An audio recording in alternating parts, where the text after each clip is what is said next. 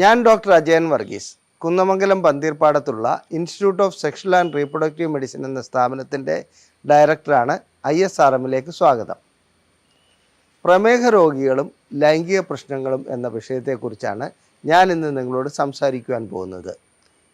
ഒരു കാര്യം പറയട്ടെ, പ്രമേഹ രോഗമുള്ളവരിൽ എല്ലാവരിലും തന്നെ ലൈംഗിക പ്രശ്നങ്ങൾ ഒരു രീതിയിലല്ലെങ്കിൽ മറ്റൊരു രീതിയിൽ ഉടലെടുക്കുന്നുണ്ട്.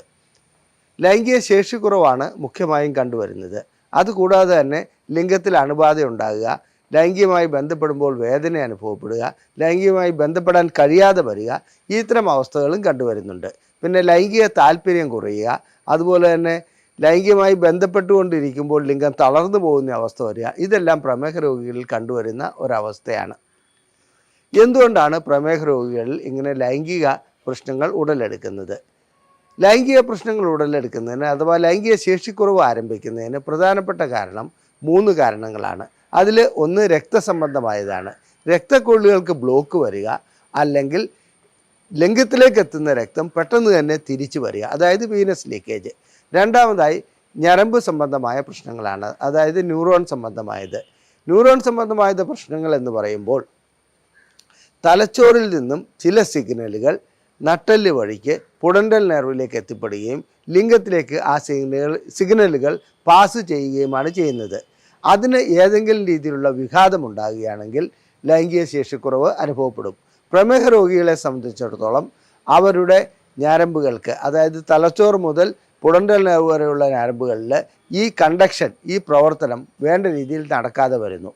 അതാണ് പ്രമേഹ രോഗികളുടെ രണ്ടാമത്തെ കാരണം. മൂന്നാമതായി ഹോർമോണുകളാണ്.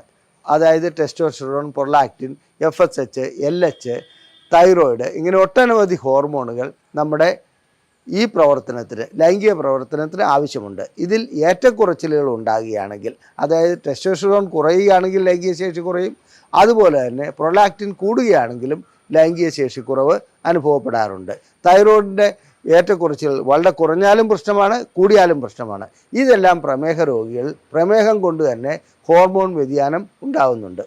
ഇനി അടുത്തതായിട്ട് ഈ 3 കാര്യങ്ങളെ കൂടാതെ തന്നെ കോശങ്ങൾക്ക് തകരാറ് വരാറുണ്ട്. അതായത് ഈ ഡയബറ്റീസ് അഥവാ പ്രമേഹം എന്ന് പറയുന്നത് ആവശ്യത്തിൽ കൂടുതൽ ഗ്ലൂക്കോസ് രക്തത്തിലുണ്ട്, എന്നാൽ അത് ഉപയോഗിക്കുവാൻ കഴിയാതെ വരുന്ന ഒരവസ്ഥയാണ്.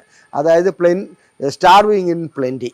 ആവശ്യത്തിൽ കൂടുതൽ ഗ്ലൂക്കോസ് അവിടെ നിലനിൽക്കുന്നുണ്ടെങ്കിലും ആ ഗ്ലൂക്കോസ് ഉപയോഗിക്കാനുള്ള ഇൻസുലിൻ അവിടെ ഇല്ല, ഇൻസുലിൻ ഉൽപ്പാദിപ്പിക്കപ്പെടാതെ വരുന്ന അവസ്ഥ. ഇത്തരം അവസ്ഥയിൽ വരുന്ന ഏറ്റവും പ്രധാനപ്പെട്ട കാര്യം എന്താണെന്ന് വെച്ചാൽ കോശങ്ങൾക്ക് പട്ടിണി അനുഭവപ്പെടുന്നു. കോശങ്ങൾ പട്ടിണി കിടക്കുമ്പോൾ ചിലതരം കെമിക്കലുകൾ അതിൽ ഉൽപ്പാദിപ്പിക്കപ്പെടുന്നു. ഈ കെമിക്കലുകൾ വഴിക്ക് നമുക്ക് ലിംഗോദ്ധാരണത്തിന് വേണ്ട നൈട്രസ് ഓക്സൈഡ് ലഭിക്കാതെ വരുന്നു. അതുപോലെ തന്നെ ഈ ഉണ്ടാകുന്ന കെമിക്കലുകൾ വിഷം ഉൽപ്പാദിപ്പിക്കുന്നതിന് തുല്യമാണ്. കോശങ്ങൾക്ക് തകരാറുകൾ ഉണ്ടാകുകയും ചെയ്യുന്നു. നമ്മുടെ ലിംഗത്തിനകത്തുള്ള കോർപ്പസ് കാവേർണസത്തിൽ തകരാറുകൾ ഉണ്ടാകുകയാണെങ്കിൽ അതിൻ്റെ ഇലാസ്റ്റിസിറ്റി അഥവാ അതിന് വികസിക്കുവാനും ചുരുങ്ങാനുമുള്ള കഴിവ് നഷ്ടപ്പെടുന്നു. അതുകൊണ്ട് തന്നെ അങ്ങനെ ആ വഴിക്കും ലൈംഗിക ശേഷിക്കുറവ് അനുഭവപ്പെടുന്നു. ഇനി പ്രമേഹം വരുന്ന രോഗികളെ സംബന്ധിച്ചിടത്തോളം ഇതിൻ്റെ കൂടപ്പിറപ്പായിട്ട് മറ്റ് അസുഖങ്ങളും അനുഭവപ്പെടാറുണ്ട്. അതായത് ഹൃദ്രോഗമുണ്ടാകാറുണ്ട്, പ്രഷർ വരാറുണ്ട്, കൊളസ്ട്രോൾ കൂടാറുണ്ട്. ഇതെല്ലാം ഇതിൻ്റെ കൂട്ടത്തിൽ തന്നെ കണ്ടുവരുന്ന കാര്യങ്ങളാണ്. ഇതെല്ലാം ലൈംഗിക ശേഷിക്കുറവിനെ ബാധിക്കാറുണ്ട്. അതായത് പ്രഷർ ഉണ്ടാകുകയാണെങ്കിൽ പ്രഷർ കൊണ്ടല്ല ലൈംഗിക ശേഷിക്കുറവ് ഉണ്ടാകുന്നത്, അതിന് കഴിക്കുന്ന ചില മരുന്നുകൾ, പ്രത്യേകിച്ച് ബീറ്റ ബ്ലോക്കേഴ്സ് ഗണത്തിൽപ്പെട്ട ഒരു ഉദാഹരണം പറയാം, അറ്റനോൾ. അത്തരം ഗുളികകൾ കഴിക്കുമ്പോൾ ലൈംഗിക ശേഷിക്കുറവ് അനുഭവപ്പെടുന്നുണ്ട്. ഇതുകൂടാതെ മാനസികമായിട്ടുള്ള പ്രശ്നങ്ങൾ ഉണ്ടാകുകയാണെങ്കിൽ അതിന് കഴിക്കുന്ന ഗുളികകളും ലൈംഗിക ശേഷിക്കുറവിലേക്ക് പോകാറുണ്ട്. ഇനി ഹൃദ്രോഗം വരികയാണെങ്കിൽ, ഹാർട്ടിൻ്റെ പമ്പിങ് കുറയുകയാണെങ്കിൽ ലിംഗത്തിലേക്ക് വേണ്ടത്ര രക്തമെത്താതെ വരുന്നുണ്ട്. അതുപോലെ തന്നെ കൊളസ്ട്രോൾ പിന്നെ പറയേണ്ട കാര്യമില്ല. കൊളസ്ട്രോൾ വരികയാണെങ്കിൽ പ്രത്യേകിച്ചും രക്തക്കൊള്ളുകളെ ബ്ലോക്കാക്കുന്നു. അതോടുകൂടി ലൈംഗിക ശേഷിക്കുറവ് അനുഭവപ്പെടുന്നു. ചുരുക്കി പറഞ്ഞാൽ പ്രമേഹ രോഗമുള്ള വ്യക്തികൾക്ക് പ്രമേഹം വഴിയും ലൈംഗിക ശേഷിക്കുറവ് അനുഭവപ്പെടാം. അതോടനുബന്ധിച്ചുണ്ടാകുന്ന മറ്റ് രോഗങ്ങൾ വഴിക്കും, അതായത് കോമോർബിഡിറ്റീസ് വഴിക്കും ലൈംഗിക ശേഷിക്കുറവ് അനുഭവപ്പെടുന്നുണ്ട്. അപ്പോൾ പിന്നെ മറ്റൊരു കാര്യം എന്താണെന്ന് വെച്ചാൽ, പ്രമേഹ രോഗം മിക്കപ്പോഴും വൃക്കകളെ തകർക്കാറുണ്ട്. വൃക്കകൾ തകരാറിലാകുമ്പോഴും ലൈംഗിക ശേഷിക്കുറവ് അനുഭവപ്പെടുന്നുണ്ട്. ഒരു കാര്യം പറയട്ടെ, പ്രമേഹ രോഗികൾ മിക്കവരും മരുന്ന് കഴിക്കുമ്പോൾ എൻ്റെ വൃക്കകൾക്ക് തകരാറുണ്ടാവുമോ, കിഡ്നി പോകുമോ, കരൾ പോകുമോ എന്നുള്ള ചോദ്യമാണ് ചോദിക്കാറുള്ളത്. സത്യം പറയട്ടെ, മരുന്ന് കഴിക്കുകയാണെങ്കിൽ, പ്രമേഹ രോഗികൾ മരുന്ന് കഴിക്കുകയാണെങ്കിൽ അവരുടെ വൃക്കകളെ സംരക്ഷിക്കുകയാണ് ചെയ്യുന്നത്, അതല്ലാതെ വൃക്കകളെ തകർക്കുകയല്ല. പ്രമേഹ രോഗമാണ് ശരിക്കും ലൈംഗിക ശേഷിക്കുറവ് അനുഭവപ്പെടുന്നതോടുകൂടി ലൈംഗിക ശേഷിക്കുറവ് സൃഷ്ടിക്കുന്നത്.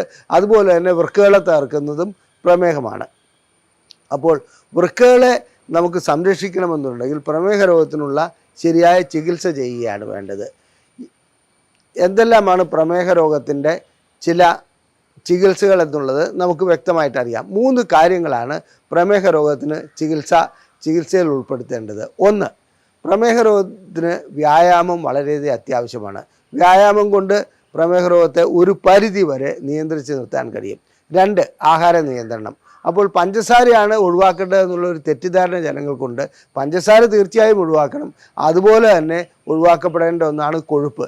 അതായത് ബിരിയാണി, വറുത്തതും പൊരിച്ചതും, അതുപോലെ അൽഫാം, കുഴിമന്തി ഇങ്ങനെയുള്ളതൊക്കെ കഴിച്ചു തുടങ്ങുകയാണെങ്കിൽ പ്രമേഹ രോഗമുള്ള വ്യക്തിയെ സംബന്ധിച്ചിടത്തോളം പഞ്ചസാര കഴിക്കുന്നതിനേക്കാൾ കൂടുതൽ അപകടമാണ് അതെന്ന് ഇവിടെ സൂചിപ്പിച്ചു കൊള്ളട്ടെ.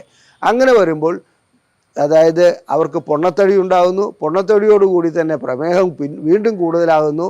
അത് ഹൃദയത്തെ ബാധിക്കുന്നതുകൊണ്ട് വേണ്ടത്ര പമ്പിങ് നടക്കാതെ വരുന്നു. ഇതെല്ലാമാണ് പ്രമേഹ രോഗികളിൽ ലൈംഗിക ശേഷിക്കുറവ് കാണുന്നതിൻ്റെ പ്രധാന കാരണം. അപ്പോൾ നമുക്കിതിൻ്റെ ചികിത്സയെക്കുറിച്ച് പറയാം. ആദ്യം പ്രമേഹത്തിനുള്ള ചികിത്സ എന്ന് പറയുന്നത് 3 തരത്തിലാണെന്ന് ഞാൻ സൂചിപ്പിച്ചു. 1, വ്യായാമം വേണം, ആഹാര നിയന്ത്രണം വേണം, മരുന്നുകൾ വേണം. ചില വ്യക്തികൾ പറയാറുണ്ട് ഞാൻ കൺട്രോൾ ചെയ്യുകയാണെന്ന്. പ്രമേഹ രോഗം അങ്ങനെ കൺട്രോൾ ചെയ്യാൻ പറ്റുന്ന കാര്യമല്ല. മഴയും വെയിലിനെയും നമുക്ക് കൺട്രോൾ ചെയ്യാൻ പറ്റില്ല എന്ന് പറഞ്ഞുകൊണ്ടും ആ സംഗതികളെ, അതായത് പ്രമേഹത്തിൻ്റെ ഈ അവസ്ഥയെ നമുക്ക് കൺട്രോൾ ചെയ്യാൻ കഴിയില്ല. അതിന് ചികിത്സ തന്നെയാണ് ആവശ്യം. വ്യായാമം വേണം, ആഹാര നിയന്ത്രണം വേണം, മരുന്നുകൾ വേണം. മരുന്നുകളുടെ കാര്യത്തിലേക്ക് എത്തുമ്പോൾ എല്ലാവർക്കും ഒരു ഭയപ്പാടാണ്. ഇത് പാർശ്വഫലങ്ങൾ ഉണ്ടാക്കുമോ, പ്രശ്നങ്ങൾ സൃഷ്ടിക്കുമോ എന്നുള്ളത്. അതായത് ലൈംഗിക ശേഷി തകരാറിലായ ചില വ്യക്തികൾ വന്നിട്ട് എന്നോട് പറയാറുണ്ട്, ഞാൻ ആ മരുന്ന് കഴിച്ചതിന് ശേഷമാണ് എൻ്റെ ലൈംഗിക ശേഷി തകരാറിലായത്. വാസ്തവം അതല്ല. പ്രമേഹ രോഗമാണ് ലൈംഗിക ശേഷിക്കുറവിന് കാരണമായത്. അപ്പോൾ മരുന്നുകൾ നിർത്തുകയല്ല വേണ്ടത്, മരുന്നുകൾ തുടരുകയാണ് വേണ്ടത്. അതിനോടൊപ്പം തന്നെ ലൈംഗിക ശേഷിക്കുറവിനുള്ള ചികിത്സകൾ നൽകേണ്ടതുണ്ട്. ആ ലൈംഗിക ശേഷിക്കുറവിനുള്ള ചികിത്സകൾ നൽകുന്നതിൻ്റെ ആദ്യ പടി എന്ന് പറയുന്നത് വ്യക്തമായ പരിശോധന നടത്തുകയാണ്. അത് രക്തക്കൊള്ളിയുടെ സ്റ്റാറ്റസ് എന്താണ്, നെർവിൻ്റെ സ്റ്റാറ്റസ് എന്താണ്, അത് ബയോതെസ്മിയോമെട്രി വഴിക്ക് നമുക്ക് കണ്ടുപിടിക്കാൻ കഴിയും.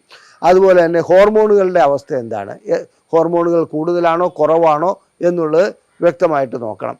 ഈ പരിശോധനകളെല്ലാം നടത്തിയതിന് ശേഷം ഏതെല്ലാം പ്രശ്നങ്ങളാണോ പ്രമേഹ രോഗികളിലുള്ളത് അതിനനുസരിച്ചുള്ള ചികിത്സ നൽകണം. പിന്നെ മെഡിക്കൽ ഷോപ്പിൽ പോയി ഏതെങ്കിലും ഒരു ഗുളിക വാങ്ങിക്കഴിച്ച് ലൈംഗിക ശേഷിക്കുറവിനുള്ള പരിഹാരം കണ്ടെത്തുന്ന ഒട്ടനവധി വ്യക്തികളുണ്ട്. അങ്ങനെ പരിഹാരം കണ്ടെത്തുന്ന വ്യക്തികളെ സംബന്ധിച്ചിടത്തോളം അവരറിയുന്നില്ല ഈ ഗുളിക കഴിക്കുന്നതുകൊണ്ട്, പനിക്ക് പാരസെറ്റമോൾ കഴിക്കുന്നത് പോലെയാണ് തൽക്കാലം അവർക്ക് ലൈംഗിക ശേഷിക്കുറവിന് പരിഹാരം ഉണ്ടാകുന്നു. പ്രമേഹത്തിനും പരിഹാരം ഉണ്ടാകുകയില്ല, പ്രമേഹം വഴിക്ക് വന്ന മറ്റ് അസുഖങ്ങൾക്കും പരിഹാരം ഉണ്ടാകുകയില്ല. ഇനി ഈ ആലോപ്പതി എന്ന വാക്ക് തന്നെ തെറ്റാണ്. ആലോപ്പതി എന്ന വാക്കിൻ്റെ അർത്ഥം യോജിക്കാത്തത് എന്നാണ്. ശരിക്കും പറഞ്ഞാൽ ഈ ഇംഗ്ലീഷ് മെഡിസിൻ എന്ന് പറയുന്നത് അല്ലെങ്കിൽ മോഡേൺ മെഡിസിൻ എന്ന് പറയുന്നതാണ് അതിൻ്റെ ശരി. മോഡേൺ മെഡിസിൻ നൽകുന്ന മരുന്നുകൾ യോജിക്കാത്തതൊന്നുമല്ല. പാർശ്വഫലങ്ങളുണ്ടെങ്കിൽ ആ പാർശ്വഫലങ്ങൾ നമുക്ക് വ്യക്തമായി പഠിച്ച് അതിന് പരിഹാരമുണ്ടാക്കാനും കഴിയുന്നതാണ്. അപ്പോൾ ഏതെല്ലാം മരുന്നുകളാണ് പ്രമേഹ രോഗികൾ ലൈംഗിക പ്രശ്നങ്ങൾക്ക് നൽകേണ്ടതെന്ന് വെച്ചാൽ ആദ്യം ഞങ്ങൾ ഗുളികകൾ കൊണ്ടാണ് അതിന് പരിഹാരമുണ്ടാക്കാൻ നോക്കുന്നത്. അതിൽ വയാഗ്ര പോലെയുള്ള ഗുളികകൾ ഉണ്ടോ എന്ന് ചോദിച്ചാൽ ചില ടൈപ്പ് ഗുളികകൾ ആ ഗണത്തിൽ പെടുന്നുണ്ട്. അത് ഫലിക്കാതെ വരികയാണെങ്കിൽ ഇഞ്ചക്ഷനുണ്ട്. ലിംഗത്തിലേക്ക് ഇൻട്രാകാവേണസ് ഇഞ്ചക്ഷൻ വെച്ച് അതിന് പരിഹാരം കണ്ടെത്തുവാൻ കഴിയും. അതും പരാജയപ്പെടുകയാണെങ്കിൽ പ്രമേഹം രോഗികൾക്ക് ഇംപ്ലാന്റ് ശസ്ത്രക്രിയ ചെയ്യുവാൻ കഴിയും. ഇങ്ങനെ 3 ഘട്ടങ്ങളായിട്ടാണ് അതിൻ്റെ ചികിത്സ പോകുന്നത്. ആദ്യം ഗുളികകൾ, പിന്നെ ഇഞ്ചക്ഷൻ, അതിനുശേഷം ഓപ്പറേഷൻ അഥവാ സർജറി. ഈ 3 കാര്യങ്ങളിൽ ഏതെങ്കിലും ഒരു ചികിത്സാ മാർഗം വഴിക്ക് പ്രമേഹ രോഗികളുടെ ലൈംഗിക പ്രശ്നങ്ങൾ പരിഹരിക്കാൻ കഴിയുന്നതാണ്. ഇനി മറ്റൊരു കാര്യം, ഏതെങ്കിലും ഒരു ചികിത്സ നടന്നുകൊണ്ടിരിക്കുന്ന ഇന്ന് ഇടയ്ക്ക് വെച്ച് തന്നെ എന്തെങ്കിലും ഒരു വാർത്ത കേൾക്കുകയാണ്, അവിടെ ഒരു വൈദ്യനുണ്ട് അല്ലെങ്കിൽ ഇവിടെ ഒരു മരുന്നുണ്ട്, അങ്ങനെ കേൾക്കുകയാണെങ്കിൽ പ്രമേഹ രോഗികൾ ഇതൊരു ആജീവനാന്ത രോഗമാകുന്നതുകൊണ്ട് അവർ ആ വഴിക്ക് പോവുകയും എല്ലാ ചികിത്സകളും നിർത്തിവയ്ക്കുകയും ഇത്തരം അബദ്ധ ചികിത്സകളിലേക്ക് ചെന്നുപെടുന്ന കാര്യങ്ങൾ കാണാറുണ്ട്. അവർ അവസാനം വൃക്കകളും തകരാറിലാക്കി ലൈംഗിക ശേഷിയും ഇല്ലാതായിട്ട് ആ രീതിയിൽ തിരിച്ചു വരുന്ന അവസ്ഥയും കണ്ടിട്ടുണ്ട്. അപ്പോൾ പ്രമേഹ രോഗികളെ സംബന്ധിച്ചിടത്തോളം നാം ആദ്യം പറഞ്ഞു വ്യക്തമായ ചികിത്സ വേണ്ട രീതിയിൽ ചെയ്യുകയാണ് വേണ്ടത്. ആ വ്യക്തമായ ചികിത്സ എന്ന് ഉദ്ദേശിക്കുന്നത് ആദ്യം നാം എന്താണ് ചെയ്യേണ്ടത്? പ്രമേഹ രോഗികളുടെ പ്രമേഹത്തിൻ്റെ അളവ് എങ്ങനെയാണ്, ആ അളവ് നോക്കുമ്പോൾ 3 മാസം കൂടിയിരിക്കുമ്പോൾ ചെയ്യേണ്ട ഒരു ടെസ്റ്റുണ്ട്. HbA1c എന്നാണ് അതിന് പറയുക. അതുവഴിക്ക് ഏറെക്കുറെ അളവ് വ്യക്തമായി കിട്ടും. അതായത് എത്രത്തോളം പ്രമേഹം കൺട്രോൾ ചെയ്തു പോകുന്നുണ്ട്, നിയന്ത്രിച്ച് പോകുന്നുണ്ടെന്നുള്ളത്. അപ്പോൾ മരുന്നുകൾ കൂട്ടുകയോ കുറയ്ക്കുകയോ ചെയ്ത് ആ രീതിയിൽ എന്നാണെന്ന് വെച്ചിട്ടുണ്ടെങ്കിൽ പ്രമേഹത്തെ നിയന്ത്രിക്കാൻ കഴിയും. പ്രമേഹത്തെ നിയന്ത്രിച്ചു കൊണ്ടുപോയാൽ മാത്രമേ ലൈംഗിക ശേഷിക്കുറവ് പരിഹരിക്കുവാൻ കഴിയുള്ളൂ. പ്രമേഹം നിയന്ത്രിക്കാതെ എത്രത്തോളം ഗുളികകൾ നൽകിയിട്ടോ എന്തെല്ലാം ഇഞ്ചക്ഷൻ നൽകിയിട്ടോ ഒരു പ്രയോജനവുമില്ല. മാത്രമല്ല ഇംപ്ലാന്റ് സർജറി ചെയ്താൽ അത് റിജക്റ്റ് ആകുമെന്നുള്ളത് ഉറപ്പാണ്. ഇനി മൂന്നാമതായിട്ടൊരു കാര്യം പറയുവാനുള്ളത്, പ്രമേഹ രോഗികളുടെ ലിംഗത്തിൻ്റെ തൊലി ഭാഗത്ത്, അതായത് അഗ്രചർമ്മം മിക്കപ്പോഴും അണുബാധ മൂലമോ അല്ലെങ്കിൽ മറ്റ് പ്രശ്നങ്ങൾ കൊണ്ടോ അവിടെ പഴുക്കുന്നതായി കാണാം. ഇങ്ങനെ അണുബാധ ഉണ്ടാകുന്നതോടുകൂടി അവർക്ക് ലൈംഗിക ബന്ധത്തിൽ ഏർപ്പെടാൻ കഴിയാതെ വരുന്നു. ഇതിന് സാധാരണ രോഗികൾ ചെയ്യുന്നത് ഏതെങ്കിലും ഒരു മെഡിക്കൽ ഷോപ്പിൽ ചെന്ന് ഏതെങ്കിലും ഒരു ഓയിൽമെൻറ്റ് വാങ്ങി പരട്ടുക എന്നുള്ളതാണ്. വളരെ ഏറ്റവും വലിയ അബദ്ധമാണ് ആ കാണിക്കുന്നത്. അങ്ങനെ ഏതെങ്കിലും ഒരു ഓയിൽമെൻറ്റ് വാങ്ങി പരട്ടുകയാണെങ്കിൽ ഈ രോഗം മൂർച്ഛിക്കുകയല്ലാതെ യാതൊരു രീതിയിലുള്ള പരിഹാരവും അതിനുണ്ടാകുകയില്ല. എപ്പോൾ പ്രമേഹ രോഗികളുടെ ലിംഗത്തിൻ്റെ അഗ്രഭാഗത്ത് അതായത് അണുബാധ ഉണ്ടാകുന്നു, അവിടെ പഴുപ്പ് ബാധിക്കുന്നു, തൊലി പുറകോട്ട് നീക്കാൻ പറ്റാത്ത അവസ്ഥ വരുന്നു, ആ സമയത്തിൽ ഓർക്കേണ്ടത് അവരുടെ പ്രമേഹം വളരെയധികം കൂടിയിട്ടുണ്ട് എന്നുള്ളതാണ്. പ്രമേഹം കൂടിയിട്ടുള്ള വ്യക്തികൾ എന്ത് ചെയ്യണം? തീർച്ചയായിട്ടും പ്രമേഹം നിയന്ത്രിക്കുവാനുള്ള ചികിത്സ നൽകിയിട്ട് ഈ ഓയിൻമെൻറ്റിലേക്കും ആൻറ്റിബയോട്ടിക്കിലേക്കും പോയിട്ട് കാര്യമുള്ളൂ. അതല്ലാതെ ഏതെങ്കിലും ഒരു ഓയിൻമെൻറ്റ് പരട്ടി അങ്ങനെ ചെയ്യുകയാണെങ്കിൽ കുറച്ച് കഴിയുമ്പോൾ അതിന് മുറിച്ചു മാറ്റേണ്ട രീതിയിലുള്ള അണുബാധയിലേക്ക് പോകാറുണ്ട്. ഇതാണ് പ്രമേഹ രോഗികൾക്ക് വരുന്ന ലിംഗാഗ്രഹത്തിലുള്ള അണുബാധയെക്കുറിച്ച് എനിക്ക് പറയുവാനുള്ളത്. വളരെയധികം ശ്രദ്ധിക്കേണ്ട ഒരു കാര്യമാണ്. മാത്രമല്ല ശുചിത്വവും, പ്രമേഹ രോഗികൾ എപ്പോഴും തൊലി പുറകോട്ട് നീക്കിയിട്ട് ലിംഗം വൃത്തിയായി കഴുകേണ്ട ആവശ്യമുണ്ട്. അത് എല്ലാ ദിവസവും രാത്രി അങ്ങനെ ചെയ്യേണ്ടതുണ്ട്. അങ്ങനെ ചെയ്യുകയാണെങ്കിൽ പ്രമേഹ രോഗികളുടെ ഈ തരത്തിലുള്ള അണുബാധ കുറയ്ക്കുവാൻ കഴിയും. ചുരുക്കത്തിൽ പ്രമേഹ രോഗികളെ സംബന്ധിച്ചിടത്തോളം ലൈംഗിക ശേഷിക്കുറവ് അതിൻ്റെ കൂടപ്പിറപ്പാണ്. അതിനെ പ്രമേഹ രോഗം നിയന്ത്രിച്ചുകൊണ്ട് തന്നെ മറ്റ് ചികിത്സകളും കൂടി കൂട്ടത്തിൽ നൽകിക്കൊണ്ട് തന്നെ പരിഹരിക്കുവാൻ കഴിയുള്ളൂ. കുടുംബം തകർക്കുന്ന ഒന്നാണ് പ്രമേഹ രോഗികൾ കണ്ടുവരുന്ന ലൈംഗിക ശേഷിക്കുറവ്. ഈ ലൈംഗിക ശേഷിക്കുറവ് ചികിത്സിക്കുവാൻ ഇന്ന് ഒട്ടനവധി മാർഗങ്ങളുണ്ട്. ആ മാർഗങ്ങളെല്ലാം ISRMൽ ലഭ്യമാണ്. ഇനി അതിനോടനുബന്ധിച്ച് തന്നെ പ്രമേഹ രോഗികൾക്ക് അതിനോടനുബന്ധിച്ചുണ്ടാകുന്ന ഹൃദ്രോഗം, ഞരമ്പുകളുടെ പ്രശ്നങ്ങൾ, അതുപോലെ തന്നെ പ്രഷർ, കൊളസ്ട്രോൾ, ഇതിനെല്ലാമുള്ള ചികിത്സ കൂട്ടത്തിൽ ചെയ്തുകൊണ്ട് തന്നെ നമുക്ക് ലൈംഗിക ശേഷിക്കുറവ് പരിഹരിക്കുവാൻ കഴിയും. നിങ്ങൾക്ക് ലൈംഗിക പ്രശ്നങ്ങളെക്കുറിച്ചുള്ള ഏതെങ്കിലും സംശയമുണ്ടെങ്കിൽ ഞങ്ങളിവിടെ നൽകിയിരിക്കുന്ന നമ്പറിൽ നിങ്ങൾ വാട്സപ്പ് ചെയ്യുക. ISRM എന്ന് ടൈപ്പ് ചെയ്ത് വാട്സപ്പ് ചെയ്താൽ മതി. അതിന് ഞങ്ങൾ സൗജന്യമായി മറുപടി നൽകുന്നതാണ്. ഞങ്ങൾ ഓൺലൈൻ കൺസൾട്ടേഷൻ നൽകുന്നുണ്ട്. എന്നാൽ ഓൺലൈൻ കൺസൾട്ടേഷൻ ഇതിനൊരു പരിപൂർണ പരിഹാരമാണെന്ന് ഒരിക്കലും കരുതരുത്. നേരിട്ട് വന്നുള്ള ചികിത്സയാണ് എപ്പോഴും നല്ലത്. ഏതെങ്കിലും രീതിയിലുള്ള ലൈംഗിക പ്രശ്നങ്ങൾ നിങ്ങൾക്ക് ഉടലെടുക്കുകയാണെങ്കിൽ ഞങ്ങളുമായി കോൺടാക്റ്റ് ചെയ്യുക. ഞങ്ങളുടെ നമ്പർ ഇവിടെ ഞങ്ങളുടെ നമ്പറിൽ ISRM എന്ന് ടൈപ്പ് ചെയ്താൽ മാത്രം മതി. നന്ദി, നമസ്കാരം.